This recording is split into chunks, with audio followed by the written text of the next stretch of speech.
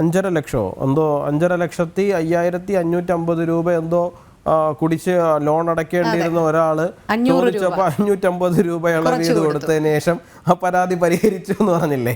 അപ്പൊ ഇതൊക്കെ ശരിക്കും പറഞ്ഞു കഴിഞ്ഞാൽ നവകേരള സദസ്സിന്റെ നേട്ടം കൊണ്ടല്ലേ അയാൾക്ക് 550 രൂപ ലാഭം കിട്ടിയത്, ഇല്ലെങ്കിൽ കിട്ടുമോ?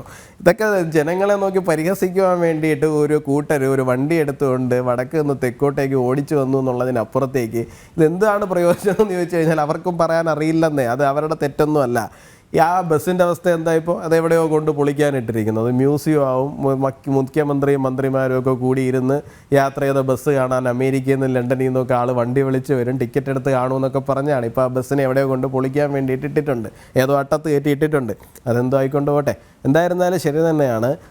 നമ്മുടെ ആരുടെ അറിവിൽ ആ പറയുന്ന നവകേരള സദസ്സ് കൊണ്ട് പരാതികൾ പരിഹരിക്കപ്പെട്ട ഒരു മനുഷ്യനെ പോലും നമുക്ക് കാണാൻ കഴിയില്ല. അപ്പം അതുകൊണ്ട് ആകെ ഉണ്ടായ ഒരു കാര്യം എന്ന് പറഞ്ഞു കഴിഞ്ഞാൽ കുറേ യൂത്ത് കോൺഗ്രസ്സുകാർ DYFIക്കാരുടെ തല്ലുകൊണ്ട് ആശുപത്രിയിൽ കിടക്കുന്നു എന്നുള്ളതല്ലാതെ മറ്റൊരു കാര്യവും ഞാൻ അതുകൊണ്ട് ഇതുവരെയും കേരളത്തിൽ എന്തെങ്കിലും സംഭവിച്ചതായിട്ട് നമ്മുടെ ആരുടെ അറിവിലില്ല. ഒന്ന് അത്. രണ്ടാമത്തെ കാര്യം എന്ന് പറഞ്ഞു കഴിഞ്ഞാൽ ഈ സർക്കാർ കേന്ദ്രത്തിൽ നിന്ന് വരുന്ന ഫണ്ട് വകമാറ്റി ചെലവഴിക്കുന്നതിനെ കുറിച്ചിട്ട് പറഞ്ഞു. ഈ നമ്മുടെ തിരുവനന്തപുരം ജില്ലയിൽ തന്നെയും നമ്മളിപ്പോൾ തിരുവനന്തപുരത്ത് റെയിൽവേ സ്റ്റേഷനിലേക്ക് നമ്മുടെ ട്രെയിനുകൾ വരുന്ന പലതും പേട്ടയൊക്കെ എത്തുമ്പോഴേക്കും പിടിച്ചിടലാണ്. തിരുവനന്തപുരത്തേക്ക് തലസ്ഥാനത്തേക്ക് എല്ലായിടത്തുനിന്നും ആൾക്കാർ വരുന്നതുകൊണ്ട് എല്ലാവർക്കും അതിനെക്കുറിച്ച് ധാരണയുണ്ടാകും.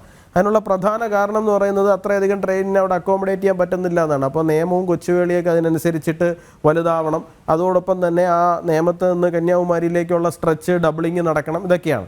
ഈ ഡബിളിങ് നടത്താൻ വേണ്ടിയിട്ട് കേന്ദ്രം തുക കൊടുത്തു, റെയിൽവേ തുക കൊടുത്തു. ആ തുക എടുത്ത് ഇവർ മറ്റെവിടെയോ വകമാറ്റി ചെലവഴിച്ചു. ആ ചെലവഴിച്ചതിൻ്റെ കാരണമായിട്ട് ഇപ്പോൾ അവിടെ നിന്ന് അങ്ങോട്ടുള്ള ഡബിളിങ്ങിന് ലാൻഡ് അക്വയർ ചെയ്യാൻ പറ്റാത്ത അവസ്ഥയിലാണ് ഇന്ന് നിൽക്കുന്നത്. അങ്ങനെ റെയിൽവേ വികസനം സത്യം പറഞ്ഞു കഴിഞ്ഞാൽ കേരളത്തിൽ വഴിമുട്ടിപ്പോയൊരവസ്ഥയിലാണുള്ളത്. തലസ്ഥാന ജില്ലയിൽ അതാണ് അവസ്ഥ.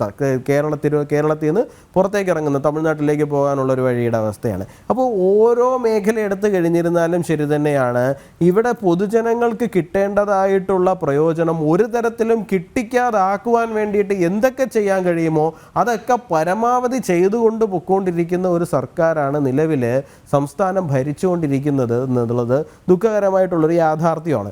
ഇതിനെ ചോദ്യം ചെയ്യാൻ ആർക്കും കഴിയുന്നില്ല. ശരിക്കും പറഞ്ഞു കഴിഞ്ഞാൽ ഇതിപ്പം ശരിക്കും പറഞ്ഞാൽ പൊതുജനങ്ങൾ കോടതിയിൽ പോകേണ്ടതാണ്. എന്തുകൊണ്ട് ഞങ്ങളുടെ റെയിൽവേ ഡബിളിങ്ങിന് വന്നിരിക്കുന്ന പൈസ എടുത്ത് നിങ്ങൾ വകമാറ്റി ചെലവഴിച്ചു എന്ന് ചോദിച്ചിട്ട് പൊതുജനം കോടതിയിൽ പോകേണ്ടുന്നൊരു സാഹചര്യമാണ് ഇവിടെ നിലവിലുള്ളത്. ഇവരിപ്പോൾ സുപ്രീം കോടതിയിൽ പോയിട്ടുണ്ടല്ലോ. ഇവർ സുപ്രീം കോടതിയിൽ ചെന്നിട്ട് ഇത്രയും നാണം കെട്ട ഒരു വാദം ഏതെങ്കിലും ഒരു വക്കീൽ ഉന്നയിക്കുമോ എന്ന് എനിക്കറിയില്ല. അവിടെ ചെന്ന് നിന്നിട്ട് പറയുകയാണ്, എന്താണ് ഇവിടെ നടക്കുന്ന വാദമൊന്നും പുറത്ത് ജനങ്ങൾ അറിയരുത്, അറിഞ്ഞു കഴിഞ്ഞാൽ ഞങ്ങൾക്ക് വലിയ നാണക്കേടാണ്, കാരണം കേന്ദ്രം ഇത്ര തുക തന്നിട്ടുണ്ട് എന്നുള്ള കാര്യം പുറത്തറിഞ്ഞു കഴിഞ്ഞാൽ ഞങ്ങൾക്ക് നാണക്കേടാണെന്ന് ഓപ്പൺ കോർട്ടിൽ ചെന്ന് നിന്നിട്ട് പറയുകയാണ്.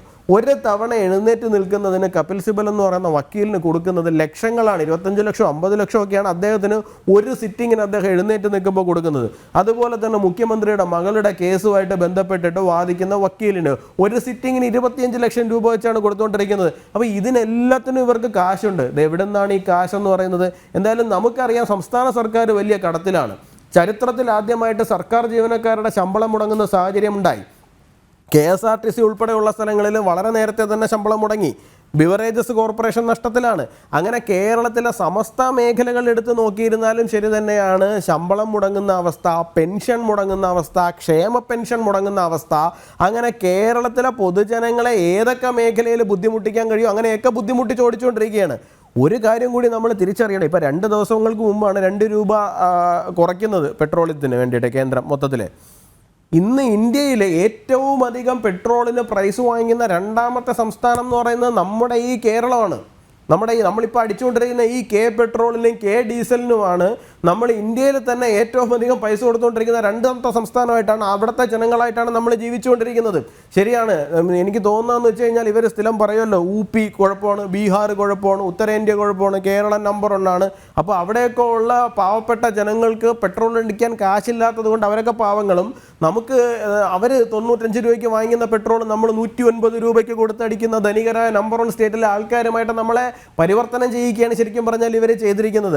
സകല മേഖലയിലും ടാക്സ് ഊറ്റാൻ പറ്റുന്നതുപോലെ ബിൽഡിംഗ് ടാക്സ്, കറണ്ടിൻ്റെ പ്രൈസ്, വെള്ളത്തിൻ്റെ കരം, അങ്ങനെ സകല മേഖലയിലും ഉയർത്തിക്കൊണ്ടു പോവുകയും എന്നാൽ അതിൻ്റെ ഒന്നും ഒരു നയാ പൈസയുടെ പ്രയോജനം പൊതുജനത്തിന് കിട്ടാതെ ആക്കുകയും ചെയ്യുന്ന തലത്തിലുള്ള ഭരിക്കുന്ന ഒരു സർക്കാർ കേരളത്തിൻ്റെ ചരിത്രത്തിൽ ആദ്യമായിട്ടായിരിക്കും 1956 മുതൽ 2024 വരെ എടുത്തു നോക്കിക്കഴിഞ്ഞു കഴിഞ്ഞാൽ ഇത്രയും പിടിച്ചു പറിക്കുന്ന ജനങ്ങളെ കൊള്ളയടിക്കുന്ന ഒരു സർക്കാർ എന്ന് പറയുന്നത് പിണറായി വിജയൻ സർക്കാർ അല്ലാതെ ഇതിന് മുമ്പ് ഭരിച്ചിരുന്ന ഒരു സർക്കാരുകളും ഇല്ല എന്നുള്ള കാര്യം ഒരു യാഥാർത്ഥ്യമാണ്.